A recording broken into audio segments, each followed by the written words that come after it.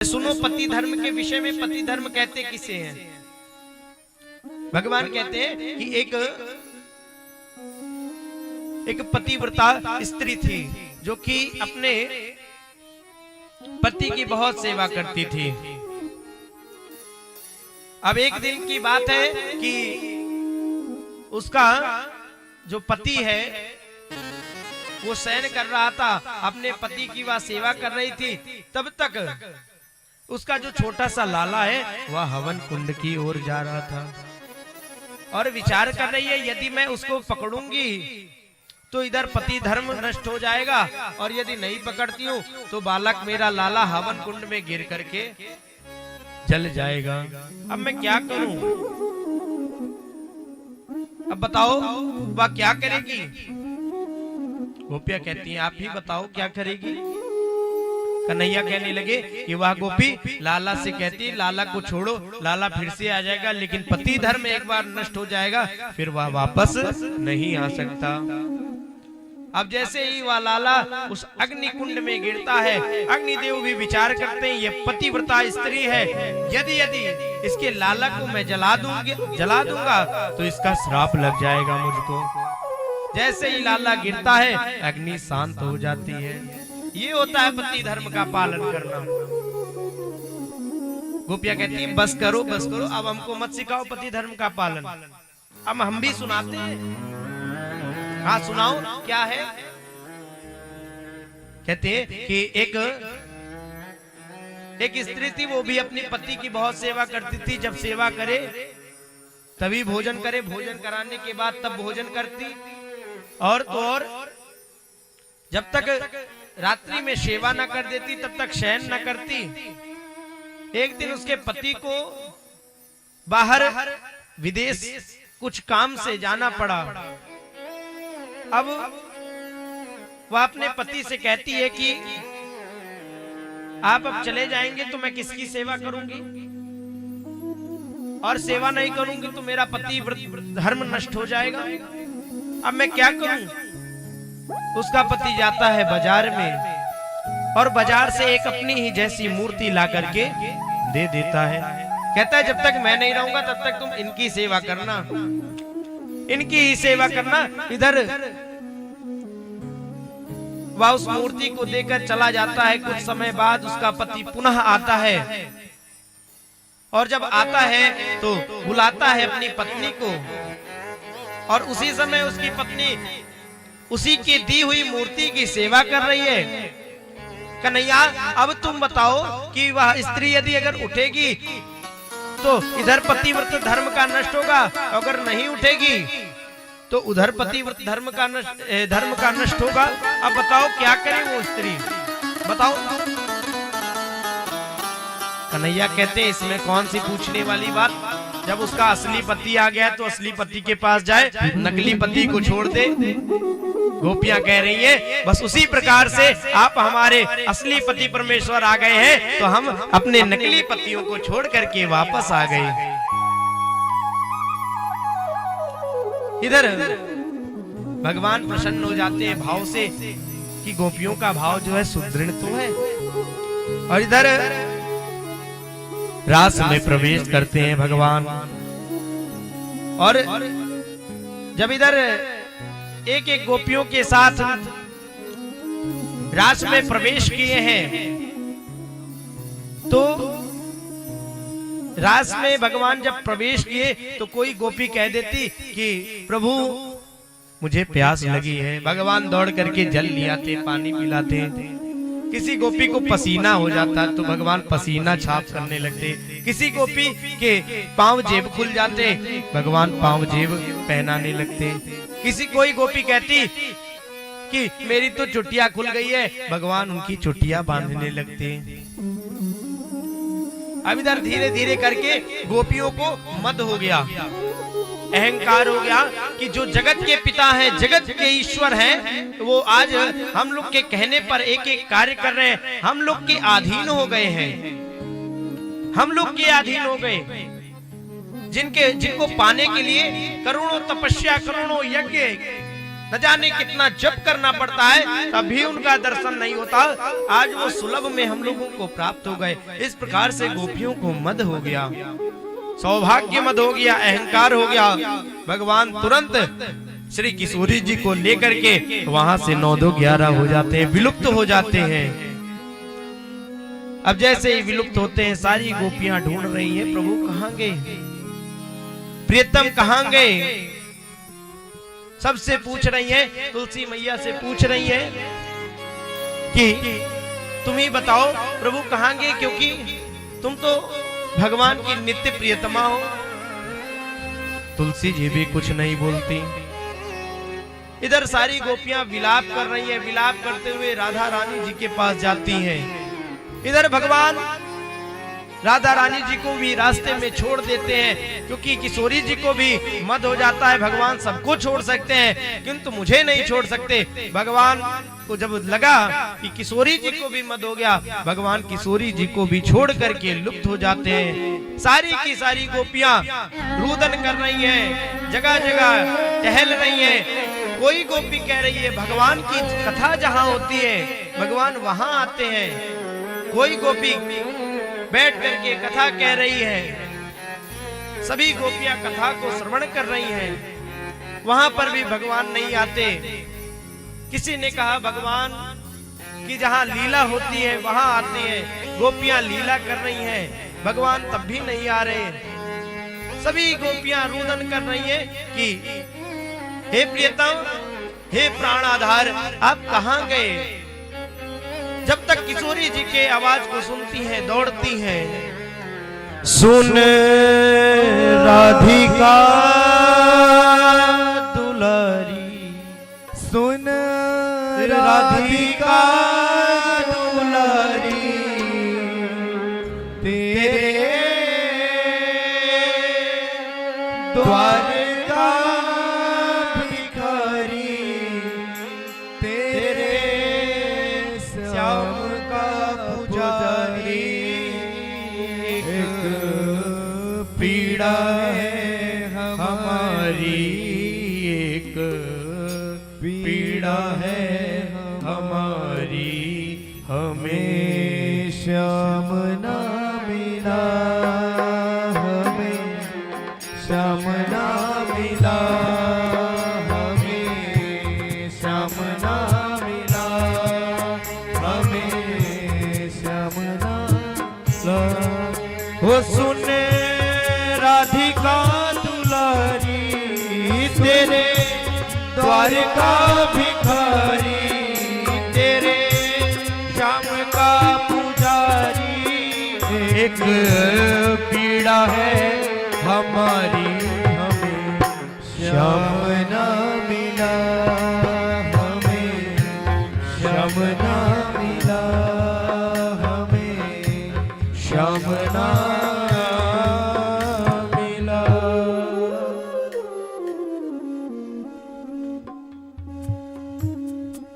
इधर सभी गोपियां किशोरी मैया के पास पहुंचती हैं और पहुंच करके श्याम सुंदर के लिए विनती करती हैं, प्रार्थना करती हैं। हे किशोरी मैया, आपको तो पता होगा प्रियतम कहाँ है। किशोरी मैया कहते हैं कि प्रभु इसलिए छोड़कर चले गए क्योंकि हम लोगों को मद हो गया था, सौभाग्य मद हो गया था, अहंकार हो गया था, इसलिए भगवान हमें छोड़कर चले गए।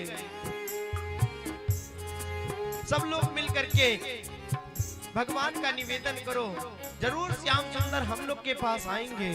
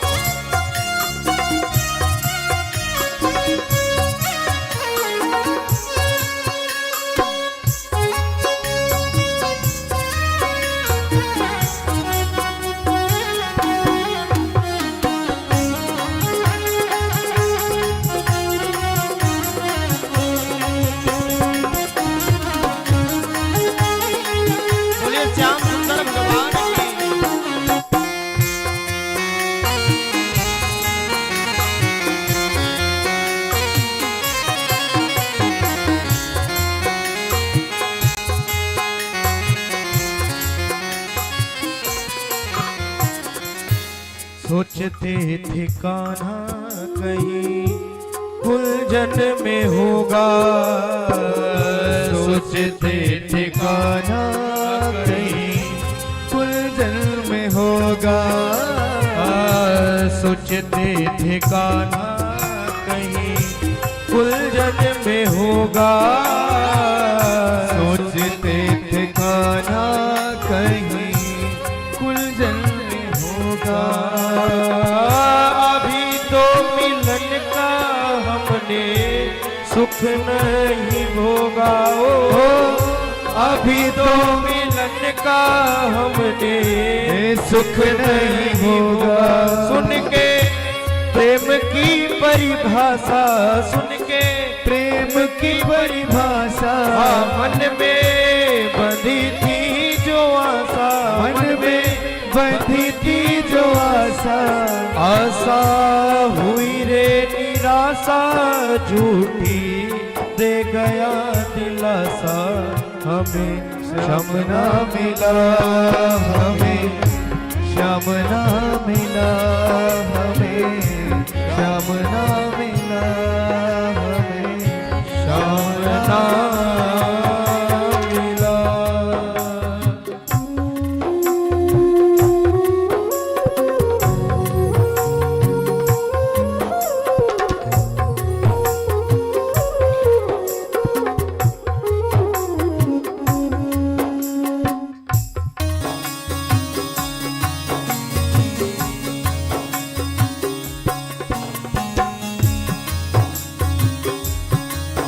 बोलिए श्याम सुंदर भगवान की जय हो। सभी लोग तालियों के साथ भगवान को पुकारेंगे, हे श्याम सुंदर भगवान। जहां पर भी हो शीघ्र से आ जाइए।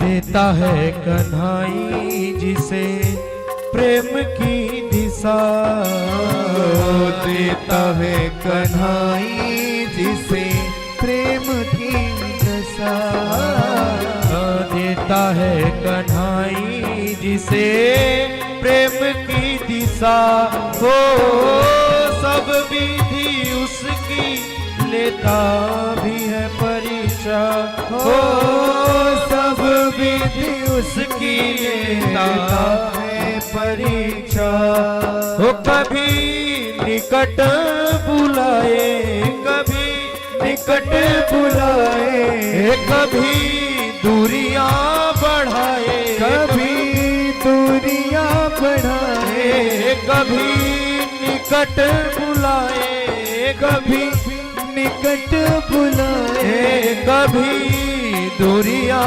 बढ़ाए, कभी दूरियां बढ़ाए, छलिया हाथ नहीं आए, छलिया हाथ नहीं आए, हमें श्याम ना मिला, हमें श्याम ना मिला, हमें श्याम ना मिला, हमें श्याम ना मिला।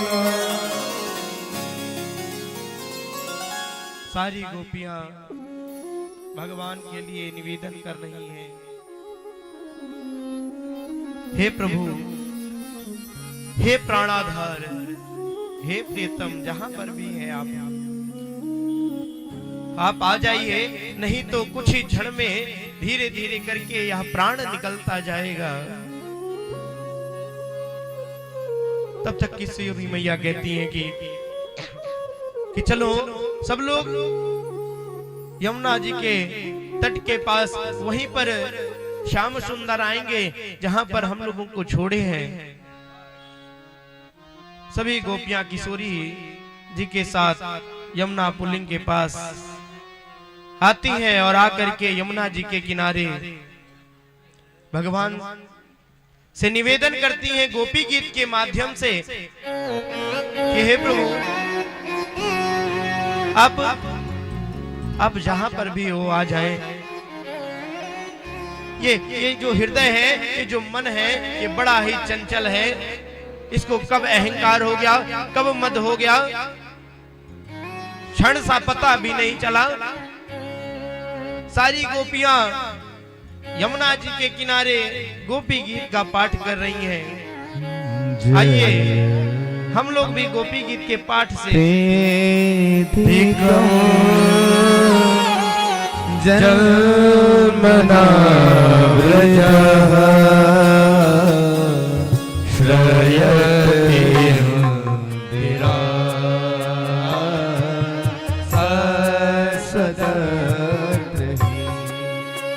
सभी लोग जिनको नहीं आते वो मोबाइल पे भी निकाल सकते हैं। गोपी गीत लिखेंगे तो आ जाएगा लिरिक्स। जयति जन्मना व्रजः श्रयते इंदिरा सस्वतन्त्रहि दयित देशता दीक्षुतावका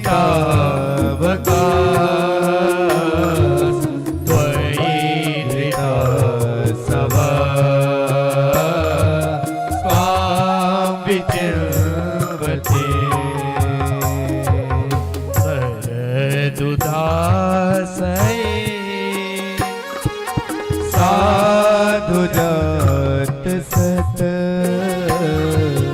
सरस जोदर श्री मुषादृशा सूरत नाथ के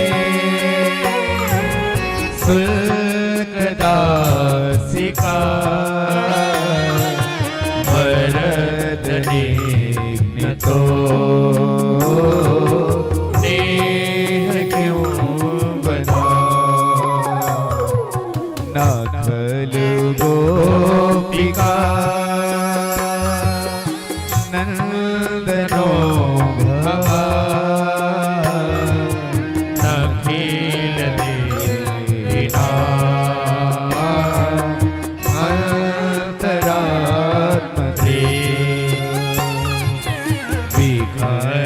सार्थी तो विश्वगुप्तये सकौ देवा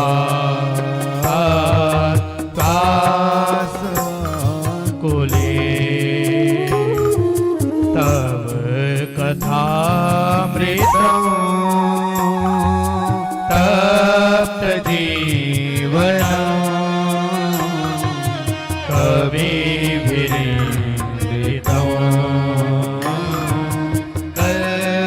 कल्मषापहं श्रवणमङ्गलम् श्रीमदाततव भुवि गृह्णन्ति ते भूरिदा जना जयति तेऽधिकं जन्मना व्रजः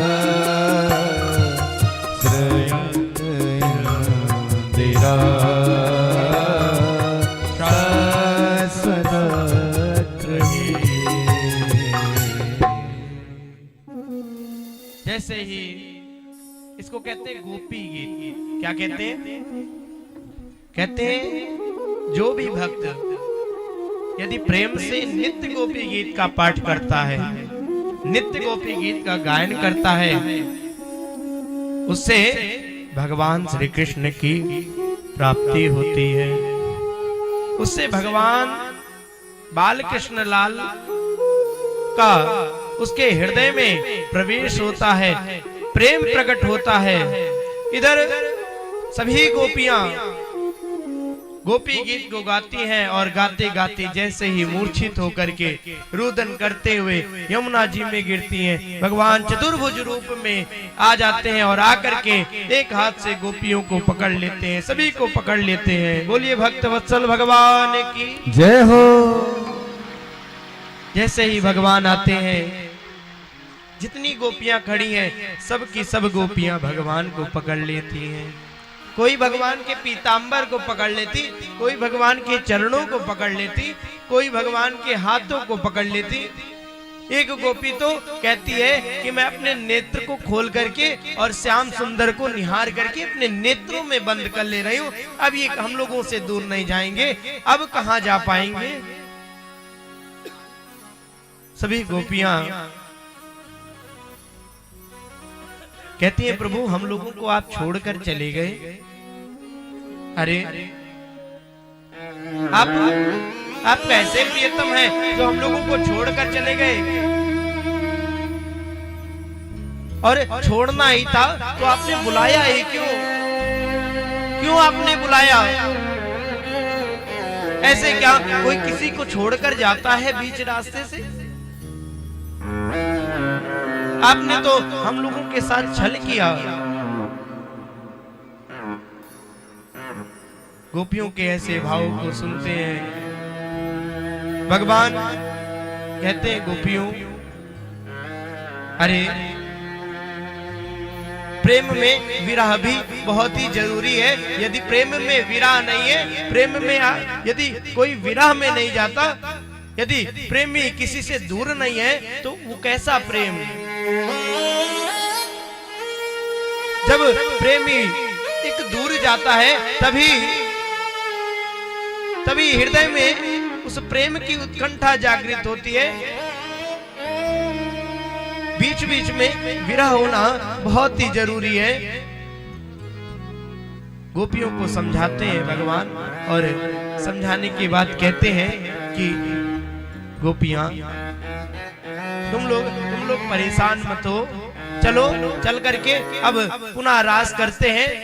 और लाल जी 7.5 वर्ष के हैं और गोपियां 80 वर्ष की, 100 वर्ष की, 90 वर्ष की सारी गोपियां हैं। लाला केवल 7.5 वर्ष के हैं। भगवान स्वयं आज गोपियों के साथ रास में